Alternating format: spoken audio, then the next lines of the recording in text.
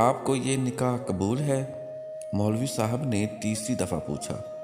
سب پریشانی کے عالم میں اسے دیکھ رہے تھے۔ اس کی ماں عابدہ مسلسل اسے ہاں بولنے کے لیے اشارہ کر رہی تھی، مگر وہ خاموش رہا۔ جس لڑکی کو وہ اپنے قابل ہی نہیں سمجھتا تھا، اسے قبول کرنا واقعی اتنا آسان نہیں تھا۔ وہ پڑھا لکھا، لمبا، گورا، پرکشش نوجوان تھا، اور اس کے برابر بیٹھی مڈل پاس سانولی سی بختاور، جس کی موٹی ناک اس کے آدھے چہرے پہ پھیلی تھی، اس کے ماموں کی بیٹی تھی۔ سب مہمان ششتر کھڑے تھے۔ بختاور کا باپ جو دل کا مریض تھا، اس کی طبیعت یہ سوچ کر بگڑنے لگی کہ کہیں اس کی دلہن بنی بیٹی گھر ہی نہ بیٹھی رہ جائے۔ عابدہ نے حمزہ کو بازو سے پکڑ کر اٹھایا اور کھینچتے ہوئے باہر لے گئی۔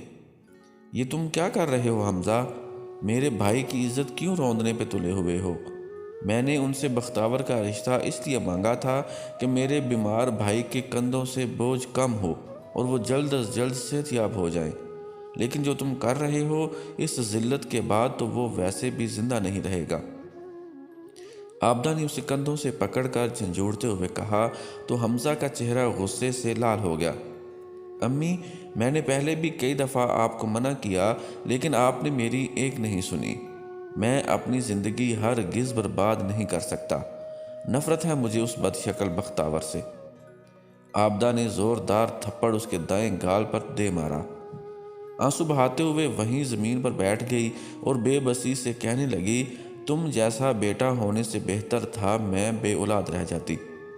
حمزہ شدید ڈپریشن میں تھا۔ اس کا دل چاہا کہ بس یہاں سے نکل جائے۔ وہ باہر کے دروازے کی طرف بڑھا تو پیچھے سے ماں کے الفاظ نے قدم روک لیے۔ وہ روتے ہوئے اسے دھمکی دے رہی تھی، اگر تم نے یہ نکاح نہ کیا تو میں خود پہ پٹرول چھڑک کر آگ لگا لوں گی۔ یہ سن کر اس کا دل تڑپ اٹھا۔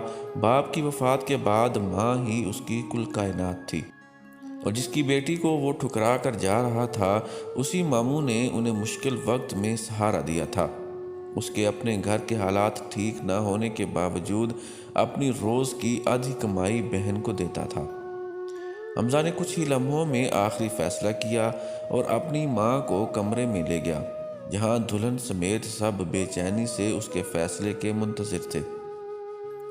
اس کے ماموں کسی لاش کی طرح کرسی پر پڑے اپنی بوڑھی زرد آنکھوں سے اسے دیکھ رہے تھے۔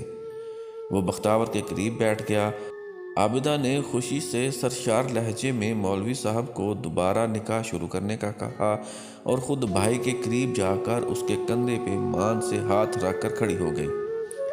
اس ہاتھ کے لمس میں ایک تسلی تھی جو وہ اپنے بھائی کو دے رہی تھی کہ تمہاری بیٹی میرے گھر میں ہمیشہ خوش رہے گی۔ بختاور کے ابو کے چہرے پر اطمینان پھیل گیا۔ نکاح کے بعد وہ بختاور کو رخصت کروا کر اپنے گھر روانہ ہو گئی۔ حمزہ کو اپنے فیصلے پر پچھتاوا ہو رہا تھا۔ اس کا دل کسی صورت بختاور کو بیوی قبول کرنے پر راضی نہیں تھا۔ رات دیر تک چھت پر ٹہلنے کے بعد وہ اپنے کمرے میں گیا۔ بختاور گھونگھٹ ڈال کے بیٹھی تھی۔ وہ اس کے سامنے کھڑا ہو گیا اور بے دردی سے اس کا دوپٹہ کھینچ کر دور پھینک دیا۔ بختاور نے سہم کر اسے دیکھا اور کہا، میں جانتی ہوں آپ مجھے پسند نہیں کرتے۔ میں وعدہ کرتی ہوں کبھی کوئی فرمائش نہیں کروں گی۔ آپ کی اور پھپھو کی خدمت کروں گی۔ مجھے یقین ہے ایک دن میں آپ کا دل جیت لوں گی۔ وہ کسی بپھرے ہوئے شیر کی طرح اس پر جھپٹا اور اسے بالوں سے پکڑ کر گھسیٹتے ہوئے آئینے کے سامنے لے گیا اور پاگلوں کی طرح زور زور سے ہنسا، تم میرا دل جیتو گی؟ خود کو غور سے دیکھو، اس قابل ہو تم؟ شروع سے ہی شدید نفرت ہے مجھے تم سے۔ بختاور نے روتے ہوئے مگر مضبوط لہجے میں کہا، میری شکل خدا نے بنائی ہے، میں نے خود نہیں۔ میں بھی راضی نہیں تھی اس شادی کے لیے، کیونکہ مجھے آپ سے ایسے ہی سلوک کی امید تھی، لیکن ابو اور پھپھو کے فیصلے کے سامنے سر جھکا دیا۔ اب یہی حقیقت ہے کہ میں آپ کی بیوی ہوں، چاہے آپ پیار کریں یا نفرت۔ حمزہ نے اسے زور سے بیڈ پر پٹخا اور گھر سے نکل گیا۔ اس نے جیولری اتار کر پھینکی اور بری طرح رونے لگی۔ حمزہ دونوں ہاتھوں سے سر تھام کر سڑک کے کنارے بیٹھا تھا۔ اس کے دماغ میں طوفان اٹھ رہے تھے۔ یہ میں نے کیا حماقت کر دی؟ بختاور سے نکاح کیسے کیا، جس کی شکل دیکھ کر ہی ابکائیاں آتی ہیں؟ میری بیوی نہیں ہو سکتی وہ، بالکل نہیں۔ وہ کسی ذہنی مریض کی طرح بڑبڑاتا ہوا گھر چلا گیا۔ بختاور رو رو کر گہری نیند سو چکی تھی۔ اچانک اسے اپنے چہرے پر کسی کی سانسوں کی گرماہٹ محسوس ہوئی۔ اس نے آنکھیں کھولی تو حمزہ اس کے اوپر جھکا ہوا تھا۔ بختاور کو لگا کہ شاید وہ اسے بیوی کا درجہ دے چکا ہے۔ اس کے ہونٹوں پہ شرمیلی سی مسکان پھیل گئی۔ حمزہ نے آہستہ سے ایک ہاتھ اس کی گردن پہ رکھا۔ ایک میٹھا سا احساس بختاور کی روح میں اترا۔ اس نے لمبی سی سانس لی۔ حمزہ نے اس کی آنکھوں میں دیکھتے ہوئے دوسرا ہاتھ بھی اس کی گردن کے گرد لپیٹ دیا۔ اس کے ہاتھوں کی گرفت مضبوط ہوتی گئی اور بختاور کی آنکھیں حیرت اور تکلیف سے پھیلنے لگی۔ اس نے خود کو چھڑوانے کی کوشش کی مگر نہ چھڑوا سکی۔ اگلی صبح عابدہ انہیں جگانے کے لیے آئی۔ دروازہ تھوڑا سا کھلا تھا۔ ہلکی سی دستک دے کر وہ اندر چلی گئی۔ سامنے بختاور بے جان پڑی تھی۔ عابدہ کا دل زور زور سے دھڑکنے لگا۔ اس نے بختاور کو ہلا ہلا کر اٹھانے کی کوشش کی مگر وہ نہ اٹھی۔ اس نے حمزہ کو آوازیں دی مگر وہ گھر سے غائب تھا۔ وہ اپنا سر پیٹ پیٹ کر رونے لگی۔ محلے والے جمع ہونے لگے اور گھر میں کوہرام مچ گیا۔ کسی نے بختاور کے گھر اطلاع دی تو اس کا باپ بھی صدمے سے چل بسا۔ حمزہ اپنے دوست فیضان کے گھر پریشان بیٹھا تھا۔ فیضان گھر آیا تو اس نے بے چینی سے پوچھا، ہو گیا جنازہ؟ میری امی ٹھیک ہے نا؟ فیضان نے افسردگی سے جواب دیا، کیسی ہوں گی وہ یار؟ بختاور بھابھی کے ساتھ اپنے بھائی کی موت کا ذمہ دار بھی تمہیں ٹھہرا رہی ہیں۔ انہیں اگر پتہ چلا کہ تم میرے گھر ہو تو پولیس کے حوالے کر دیں گی۔ یہ تم نے کیا کر دیا ہے حمزہ؟ عابدہ آنٹی کبھی تمہیں معاف نہیں کریں گی۔ حمزہ اپنے بال مٹھیوں میں جکڑ کر بیٹھ گیا اور زور زور سے ہلنے لگا۔ میں کیا کروں اب؟ تمہیں تو پتہ ہے نا، جب مجھے غصہ آتا ہے تو میرا دماغ کام نہیں کرتا۔ اس نے زور زور سے اپنے منہ پر تھپڑ مارنے شروع کر دیے۔ فیضان کو اس کی ذہنی حالت پہ شک ہونے لگا۔ وہ شروع سے ہی ایسا تھا، جب بھی اس کے مزاج کے خلاف کوئی بات ہوتی تو ہاتھا پائی پر اتر آتا۔ کچھ دیر بعد اس کی حالت کچھ سنبھلی تو اس نے فیضان سے کہا، میں یہاں سے کہیں دور جانا چاہتا ہوں، بہت دور۔ فیضان نے سوچ کر جواب دیا، ٹھیک ہے، میں اپنے کزن سے بات کر کے تمہیں اس کے پاس دوسرے شہر بھجوا دوں گا۔ وہ تمہاری جاب کا بندوبست کر دے گا، لیکن تم وہاں پہنچتے ہی سب سے پہلے کسی سائیکیٹرسٹ سے ملو گے۔ حمزہ نے خشک ہونٹوں پہ زبان پھیرتے ہوئے اثبات میں سر ہلایا۔ اس کی آنکھیں بے خوابی کے سبب لال ہو چکی تھیں، بال بکھرے ہوئے اور سفید چہرہ زرد پڑ چکا تھا۔ اگلے دن فیضان نے اسے اپنے کزن عمر کے پاس بھیج دیا۔ عمر اسے سائیکیٹرسٹ کے پاس لے گیا۔ علاج کے بعد اس کا مزاج پہلے سے بہتر رہنے لگا۔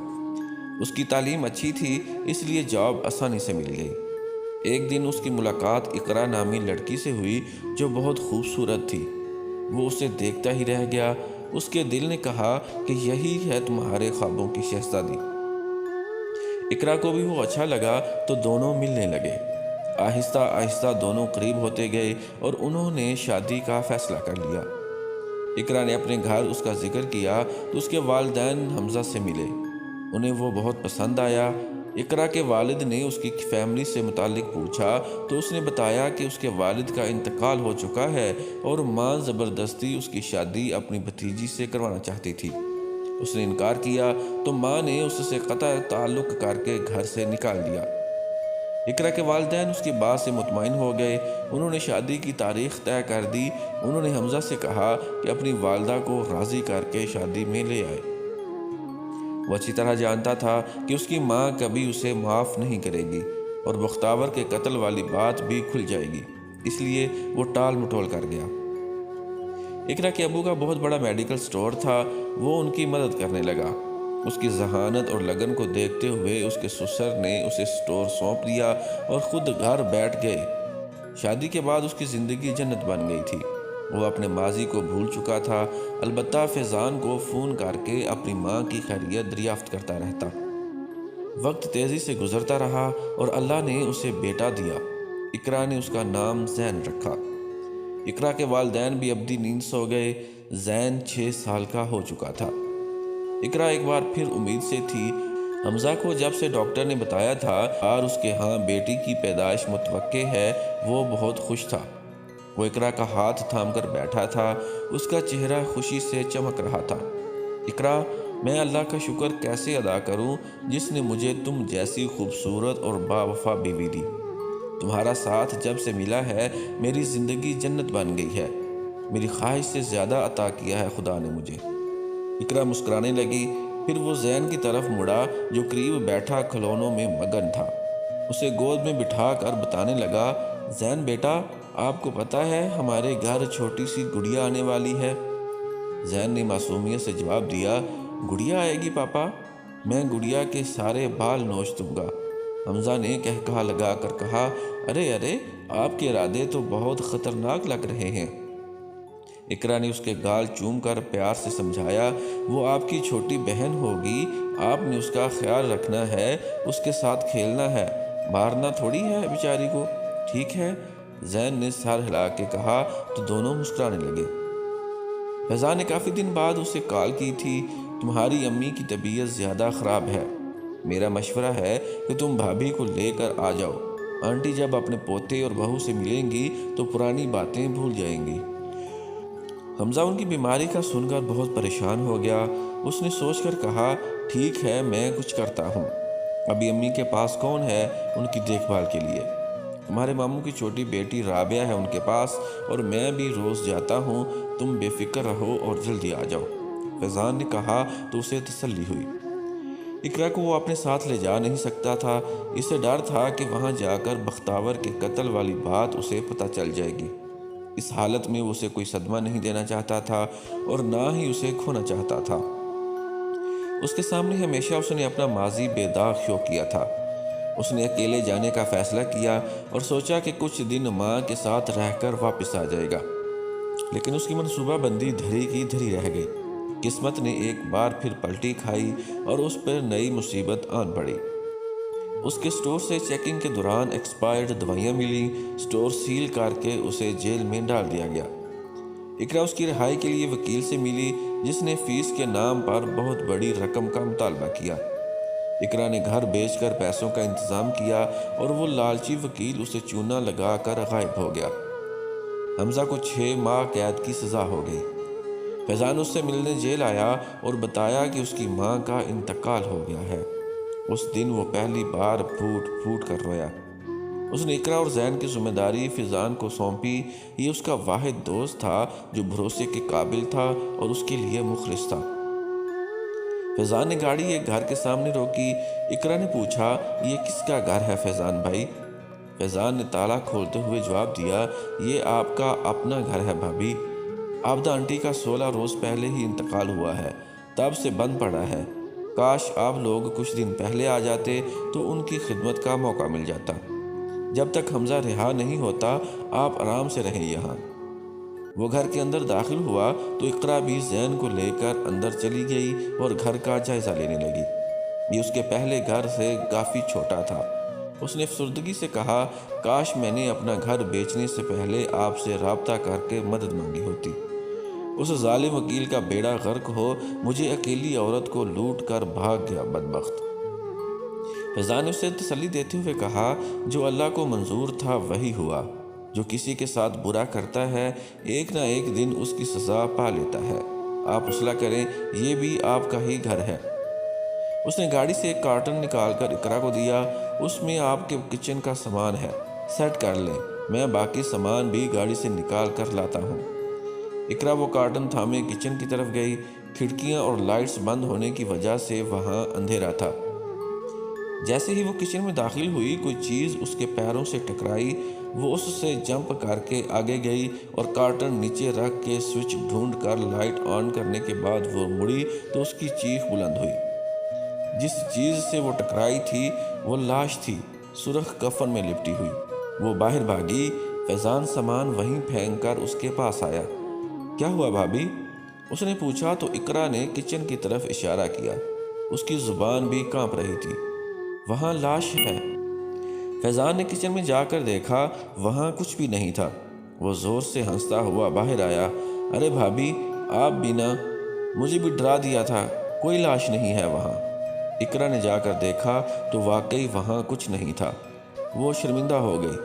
سوری، شاید مجھے وہم ہوا ہے۔ اسے زچتا دیکھ کر وہ دوبارہ ہنسنے لگا۔ اگر آپ ایسے ہی وہم پالتی رہیں تو کیسے رہیں گی اکیلی اس گھر میں؟ آپ کو اپنا دل مضبوط رکھنا ہوگا۔ حمزہ کے آنے تک اپنا اور زین کا بہت سارا خیال رکھنا ہے آپ نے۔ اقرا نے اس بات میں سر ہلا کر کہا، ٹھیک کہہ رہے ہیں آپ۔ اس نے جانے کی اجازت مانگی تو اقرا نے کھانے کے لیے روکنا چاہا۔ فیضان نے یہ کہہ کر معذرت کر لی کہ اس کی بیوی گھر پر انتظار کر رہی ہوگی۔ اس کی بیوی کا ذکر سن کر اقرا کو حیرت کا جھٹکا لگا۔ اس نے ڈانٹنے کے انداز میں کہا، کیا فیضان بھائی، آپ نے شادی کر لی اور ہمیں بتایا تک نہیں؟ فیضان نے خوش دلی سے جواب دیا، سوری بھابی، 1 ہفتہ پہلے ہی سادگی سے نکاح ہوا ہے، بتانے کا موقع ہی نہیں ملا۔ کسی دن لے آؤں گا اسے آپ کی طرف۔ دروازہ بند کر لیں اور کسی بھی چیز کی ضرورت ہو تو فون کر لیجیے گا۔ اقرا ٹھیک ہے کہتے ہوئے اسے باہر تک چھوڑنے آئی اور دروازہ لاک کر کے اندر چلی گئی۔ زین کو سلانے کے بعد وہ بے چینی سے کروٹیں بدل رہی تھی۔ اس کی زندگی چند دن میں بہت بدل گئی تھی۔ حمزہ کی موجودگی میں کس قدر محفوظ تھی، اس بات کا احساس اسے اب ہو رہا تھا۔ اس کی جلد رہائی کے لیے خدا سے دعا کرتی، وہ دیر تک روتی رہی۔ اسے سوئے ہوئے کچھ دیر ہی گزری تھی کہ اچانک شور سے اس کی آنکھ کھل گئی۔ ایسا لگ رہا تھا کہ بہت ساری عورتیں بین کر رہی ہیں۔ وہ بستر سے اٹھی اور دروازے سے باہر جھانک کر دیکھا، پورا گھر عورتوں سے بھرا ہوا تھا۔ درمیان میں ایک میت پڑی تھی۔ اقرا کو کچھ سمجھ نہ آیا کہ یہ خواب ہے یا حقیقت۔ اس نے ایک عورت کو مخاطب کر کے پوچھا، کس کی میت ہے یہ؟ اس نے کوئی جواب نہ دیا۔ وہ خود عورتوں کے ہجوم کو دھکے دیتی آگے بڑھی اور میت کے قریب پہنچ گئی۔ وہ سرخ کپڑے میں لپٹی ہوئی کسی عورت کی میت تھی، چہرہ بھی ڈھکا ہوا تھا۔ اقرا نے کانپتے ہاتھوں سے اس کے چہرے سے چادر ہٹائی۔ وہ ایک نوجوان لڑکی تھی۔ اس کا رنگ گہرا سانولا تھا، موٹی سی ناک میں روئی ٹھونسی گئی تھی، گردن پہ انگلیوں کے نشان تھے۔ واضح پتہ چل رہا تھا کہ کسی نے بے دردی سے گلا گھونٹ کر قتل کیا ہے۔ اقرا ساکت کھڑی اسے دیکھتی رہی۔ عورتوں کے رونے کی آوازیں بند ہو گئیں۔ زین کی آواز نے اس کے ہوش بحال کیے۔ وہ کمرے کے دروازے کے باہر کھڑا رو رہا تھا۔ جہاں تھوڑی دیر پہلے عورتوں کی آہ و بقا مچی تھی، وہاں اب مکمل سکوت تھا۔ اس نے دوڑ کر زین کو اپنے ساتھ لپٹایا اور کمرے میں چلی گئی۔ دروازہ بند کرنے سے پہلے ایک بار مڑ کر باہر دیکھا، نہ وہاں میت تھی نہ عورتیں۔ پورے گھر میں ہو کا عالم تھا۔ اس نے دروازہ اندر سے لاک کر لیا اور زین کو چپ کروانے لگی۔ خود کی ٹانگیں ابھی تک کانپ رہی تھیں۔ جو دیکھا وہ خواب نہیں تھا، مگر حقیقت بھی تو نہیں تھی۔ جتنی صورتیں یاد تھیں سب دہراتی وہ سونے کی کوشش کرنے لگی۔ اگلی صبح وہ فیضان کے ساتھ گئی اور زین کو اسکول داخل کروا دیا۔ اس نے فیضان کو رات والا واقعہ نہیں بتایا تھا، مگر اتنا ضرور کہا کہ اس گھر میں اسے خوف آتا ہے۔ فیضان نے تسلی دی کہ اسے گھبرانے کی ضرورت نہیں، اسے جب بھی اکیلا پن محسوس ہو وہ اس کے گھر آ سکتی ہے، جو زیادہ دور نہیں ہے۔ اقرا نے اس سے فرمائش کی وہ شام کو اپنی بیوی کے ساتھ آئے، وہ اس سے ملنے کی خواہش مند ہے۔ فیضان نے حامی بھر لی۔ اقرا کو گھر چھوڑ کر وہ اپنی جاب پر چلا گیا۔ وہ گنگناتی ہوئی کمرے میں آئی اور کپڑے نکالنے کے لیے جیسے ہی الماری کھولی، کوئی چیز اس کے اوپر آ پڑی۔ اس کی آنکھیں غیر ارادی طور پر بند ہو گئیں۔ وہ پیچھے کی طرف زمین پر گری اور بوجھ اس کے اوپر تھا۔ اس نے آنکھیں کھول کر دیکھا تو وہی لاش تھی۔ اس لڑکی کا چہرہ عین اس چہرے کے اوپر تھا۔ آنکھیں بند تھیں، اس کی پلکیں لمبی اور گھنی تھیں، مگر ناک بے حد چوڑی جس میں روئی تھی۔ اقرا اس کا چہرہ دیکھتے دیکھتے بے ہوش ہو گئی۔ اس لڑکی نے نفرت سے اقرا کو سر سے پیر تک دیکھ کر کہا، شرم نہیں آتی تمہیں؟ شوہر جیل میں ہے تو اس کے دوست کے ساتھ رنگ رلیاں مناتی ہو۔ اقرا نے اسے گھور کر کہا، ایکسکیوز می، زبان سنبھال کر بات کریں، آپ ہیں کون؟ جواب میں اس لڑکی نے تالیاں بجا کر داد دی، واہ بھئی واہ، میرے شوہر کو کھانے پر بلاتی ہو، رات کو دیر تک گھر گھسائے رکھتی ہو اور مجھے پہچانتی تک نہیں۔ فیضان کی بیوی ہوں میں۔ پتہ نہیں کیا جادو کیا ہے تم نے، اپنی نئی نویلی دلہن کو چھوڑ کر تمہارے پاس دوڑ دوڑ کر آتا ہے۔ اقرا نے اپنا غصہ بمشکل ضبط کیا۔ اس کا دل چاہ رہا تھا کہ اس کا منہ نوچ لے۔ اپنی بکواس بند کرو جاہل عورت، وہ میرے بھائی جیسے ہیں۔ حیرانگی تو اس بات کی ہے کہ فیضان بھائی جیسے شریف اور سلجھے ہوئے انسان نے تم جیسی جاہل اور بد زبان عورت سے شادی کیسے کر لی؟ رابعہ نے اپنے دل کی بھڑاس نکالتے ہوئے طنزیہ ہنس کر کہا، ہاں، میں اور میری بہنیں جاہل ہی تو ہیں، تبھی تمہارے جیسی پڑھی لکھی اور مکار عورتیں ہمارے شوہروں کو مٹھی میں کر لیتی ہیں۔ ہم تمہاری طرح عاشق کو بھائی بھائی کہہ کر زمانے کے سامنے پاکیزہ ہونے کا ڈرامہ نہیں کرتی، اس لیے جاہل ہی ہیں ہم۔ اقرا نے اپنے آنسو صاف کرتے ہوئے سخت لہجے میں اسے کہا، چلی جاؤ یہاں سے، بہت بکواس کر لی تم نے۔ آئندہ اگر میرے شوہر کو گھر بلایا تو سارے محلے کے سامنے تمہاری کتوں والی کروں گی۔ وہ دھمکی دیتی ہوئی چلی گئی۔ اقرا دروازہ بند کر کے اندر آئی اور پھوٹ پھوٹ کر رونے لگی۔ کوئی نہیں تھا جس کو اپنا حال دل سناتی۔ حمزہ کی یاد شدت سے آئی، اس کے پیٹ میں ہلکا سا درد اٹھا، یوں لگا کہ اس کی بیٹی بھی اس کے دکھ میں شریک ہے۔ پیٹ پر ہاتھ رکھ کے وہ بلک بلک کر روئی۔ کوئی چپ کروانے والا نہیں تھا، اس لیے جی بھر کے روئی۔ شام کو فیضان آیا تو دروازہ کھول کر وہیں کھڑی ہو گئی۔ فیضان نے حال احوال پوچھنے کے بعد ہاتھ میں پکڑے ہوئے شاپر اس کی طرف بڑھا کر کہا، یہ کچھ سبزیاں اور پھل ہیں۔ اقرا نے منہ دوسری طرف موڑ کر کہا، یہ میں نہیں رکھ سکتی، ان پہ صرف آپ کی بیوی کا حق ہے۔ بھائی پلیز آپ آئندہ مت آئیے گا۔ فیضان نے پریشانی سے پوچھا، کیوں بھابھی، آج آپ نے مجھے اندر آنے کا بھی نہیں کہا، سب خیریت ہے نا؟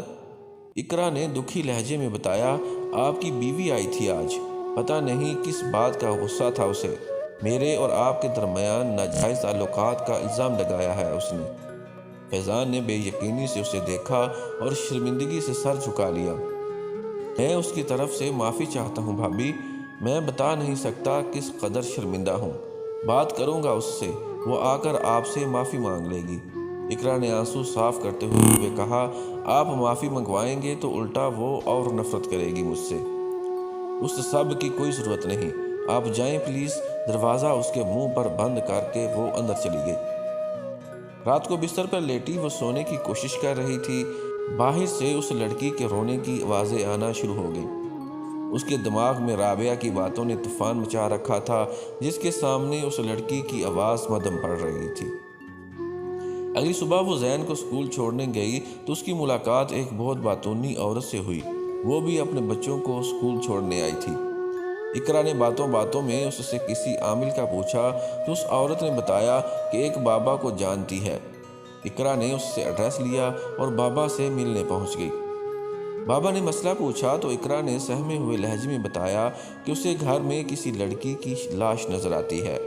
چند لمحے خاموش رہ کر بابا نے کہا، میرے علم کے مطابق اس گھر پر کسی بدروح کا سایہ ہے، تم وہ گھر چھوڑ دو۔ اقرا کی آنکھوں میں بے بسی سے آنسو آ گئے۔ بابا، میرا اس گھر کے علاوہ کوئی ٹھکانہ نہیں ہے، میرے شوہر جیل میں ہیں، جیسے ہی وہ رہا ہوں گے نئے گھر کا بندوبست کر لیں گے۔ میں چاہتی ہوں آپ اس روح کو تب تک قید کر دیں۔ بابا نے معنی خیز نظروں سے اسے دیکھتے ہوئے پوچھا، تم اکیلی رہتی ہو گھر میں؟ نہیں، میرا بیٹا بھی ہے 6 سال کا، اقرا نے بتایا۔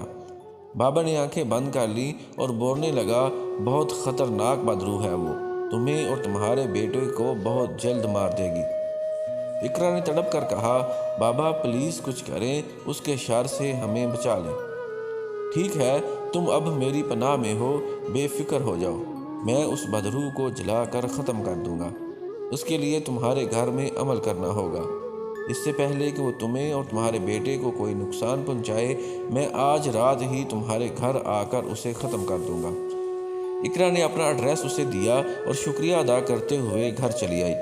وہ اس بات سے بے خبر تھی کہ بابا کی نیت میں فطور ہے۔ وہ عاقل ہو کر بھی بابا کی باتوں میں آ گئی۔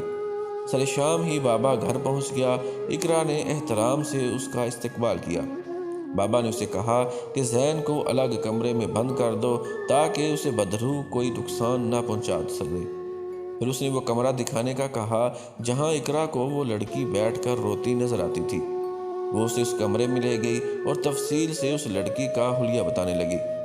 بابا نے اپنے گلے سے موتی مالا اور قمیص اتار کے پھینکی اور اسے للچائی ہوئی نظروں سے دیکھنے لگا۔ اقرا نے اس طرح اسے خود کو دیکھتے ہوا آیا تو اس کی نیت سمجھنے میں دیر نہ لگی۔ بابا کو اپنی طرف قدم بڑھاتا دیکھ کر وہ پیچھے ہٹتے ہوئے دربار سے جا لگی اور کانپتی زبان میں کہا، بابا رک جائیے، ایسا مت کریں، آپ کو اللہ کا واسطہ۔ بابا اپنی سرخ آنکھیں اس کے چہرے پہ گاڑے قریب آیا اور اس کے دونوں بازو مضبوطی سے جکڑ لیے۔ وہ شور کرنے لگی، مگر وہاں کون تھا جو اس کی آواز سنتا؟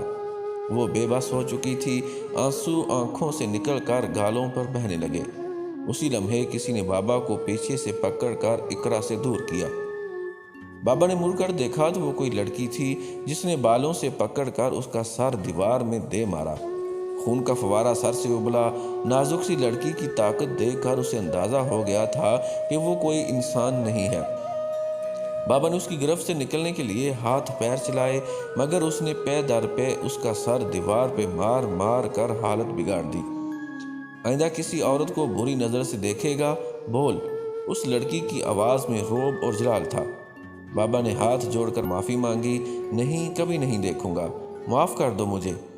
اس نے ایک جھٹکے سے چھوڑا تو بابا زمین پر گر گیا۔ اس کے کپڑے خون سے بھیگے ہوئے تھے۔ وہ اپنی جان بچانے کے لیے پوری طاقت لگا کر لڑکھڑاتے قدموں سے بھاگ گیا۔ اقرا دیوار سے لگی کانپتی ہوئی اپنی اس مسیحا کو دیکھ رہی تھی جو سرخ لہنگے میں ملبوس تھی۔ اس کے جسم پر سارے لوازمات تھے جس سے دلہن کو سنوارا جاتا ہے۔ اس نے پوری توجہ سے اقرا کی طرف دیکھا۔ اس کا چہرہ غور سے دیکھ کر اقرا دھنگ رہ گئی۔ یہ وہی لڑکی تھی جس کی لاش اسے جگہ جگہ نظر آتی تھی۔ وہ دلہن اس کے سامنے آ کھڑی ہو گئی۔ ہوا کا نام و نشان بھی نہیں تھا کمرے میں، پھر بھی اس کے بال فضا میں اڑ رہے تھے۔ مجھے بھگانے کے لیے اس ڈھونگی بابا کو لائی تھی یہاں، وہ اقرا سے مخاطب تھی۔ اس کی رعب دار آواز کمرے میں گونجی تو اقرا لرز کر رہ گئی۔ اس نے دونوں ہاتھ جوڑ دیے اور روتے ہوئے کہا، مجھے معاف کر دو۔ اس لڑکی نے اسی سخت لہجے میں کہا، اگر میں تمہیں نقصان پہنچانا چاہتی تو پہلے دن ہی مار دیتی۔ یہ میرے لیے کوئی مشکل کام نہیں تھا۔ میں کوئی شیطانی بدرو نہیں، تمہاری طرح کا نرم دل رکھنے والی ایک مظلوم لڑکی کی روح ہوں، جسے شادی کی پہلی رات اس کا شوہر قتل کر کے بھاگ گیا تھا۔ اقرا کو اس کے لہجے میں درد محسوس ہوا۔ میں اس کی منتظر ہوں، وہ بہت جلد یہاں آئے گا، اسے مار کر میری بے چین روح قرار پائے گی۔ بس یہی میرا مقصد ہے۔ تمہیں یا تمہارے بچوں کو نقصان نہیں پہنچانا چاہتی ہوں میں، بس یہ چاہتی ہوں کہ تم یہ گھر چھوڑ دو۔ اقرا کو اس سے خوف کی بجائے ہمدردی ہونے لگی۔ اس نے التجا امیز لہجے میں کہا، میرا شوہر جیل میں ہے، میرے پاس رہنے کی اور کوئی جگہ نہیں۔ میرا بیٹا بہت چھوٹا ہے اور میں حاملہ ہوں، اس حالت میں کہاں جاؤں؟ اگر اس گھر سے نکلی تو نہ عزت محفوظ رہے گی نہ میرے بچوں کی جان۔ بس کچھ ماہ کی مہلت دے دو، میرا شوہر رہا ہو کر آ جائے تو پھر ہم یہ گھر چھوڑ دیں گے۔ اس لڑکی نے جواب دیا، ٹھیک ہے، رہ سکتی ہو یہاں، لیکن ایک وعدہ کرنا پڑے گا تمہیں۔ اقرا نے حیرانگی سے پوچھا، کیسا وعدہ؟ اس نے مسکرا کر کہا، میرا انتظار بہت جلد ختم ہونے والا ہے، میرا قاتل خود چل کر یہاں آئے گا۔ وعدہ کرو تم میرا ساتھ ہو دو گی، اس کی زندگی کی بھیک نہیں مانگو گی مجھ سے، میرے اور اس کے معاملے میں خدا سے اس کی سلامتی کی دعا تک نہیں کرو گی۔ اقرا نے نہ سمجھتے ہوئے کہا، میں تمہارے دشمن کے لیے دعا کیوں کروں گی؟ کون ہے وہ؟ اس لڑکی نے اسے معنی خیز مسکراہٹ کے ساتھ کہا، وقت آنے پر خود ہی جان جاؤ گی۔ تو بتاؤ، کرتی ہو وعدہ؟ اقرا نے سر ہلا کر کہا، ہاں وعدہ کرتی ہوں، تمہارا ہی ساتھ دوں گی۔ اس لڑکی کا چہرہ خوشی سے کھل گیا، اپنا وعدہ یاد رکھنا اب، کہتے ہوئے وہ غائب ہو گئی۔ اس دن کے بعد اقرا کو وہ لاش کبھی نظر نہ آئی۔ اس گھر میں محفوظ تھی۔ اس احساس نے اس کے سارے خوف ختم کر دیے تھے۔ اس کے بچے کی پیدائش کے دن قریب آنے لگے۔ فیضان کافی دن بعد آیا تھا۔ زین اس کی گود میں بیٹھا اسکول کے قصے سنا رہا تھا۔ اقرا نے چائے بنائی اور اس کے پاس بیٹھ کر شکوہ کیا، آپ تو ہمیں بھول ہی گئے تھے بھائی، اپنے رویے کی معافی چاہتی ہوں، اس دن میں غصے میں تھی اس لیے۔ فیضان نے اس کی بات کاٹ کر کہا، آپ نے کچھ غلط نہیں کیا تھا بھابھی، ناراضگی نہیں تھی، بس میں شرمندہ تھا، آپ سے نظریں ملانے کی ہمت نہیں تھی، اس لیے نہیں آیا۔ زین کی یاد آ رہی تھی، سوچا آج اسے اسکول سے چھٹی ہوگی تو مل لیتا ہوں۔ اقرا مسکرانے لگی۔ آج کل وہ ویسے بھی بہت خوش رہنے لگی تھی۔ حمزہ کی رہائی ہونے والی تھی اور اس کی بیٹی بھی دنیا میں آنے والی تھی۔ فیضان دیر تک بیٹھا ان سے باتیں کرتا رہا۔ اقرا نے کسی خیال کے تحت پوچھا، بھائی ایک بات مجھے سمجھ نہیں آ رہی، رابعہ بھابھی مجھے اس قدر ناپسند کیوں کرتی ہیں؟ فیضان نے بتایا، دراصل وہ حمزہ کے ماموں کی بیٹی ہے، حمزہ کے ساتھ ان کے تعلقات اچھے نہیں، شاید اس لیے۔ اقرا یہ سنتے ہی اچھلی، اوہ میرے خدا، تو کیا رابعہ ہی حمزہ کی وہ کزن ہے جس کے ساتھ حمزہ کی والدہ اس کی شادی کروانا چاہتی تھیں؟ فیضان نے بتایا کہ وہ رابعہ نہیں بلکہ اس کی بڑی بہن تھی۔ تو اقرا نے کہا، یہ تو کوئی مسئلہ ہی نہیں، حمزہ آئیں گے تو ہم رابعہ ان کی فیملی سے صلح کر لیں گے، سب ٹھیک ہو جائے گا۔ فیضان اس کی معصومیت پہ ہلکا سا مسکرایا اور اس بات میں سر ہلا دیا۔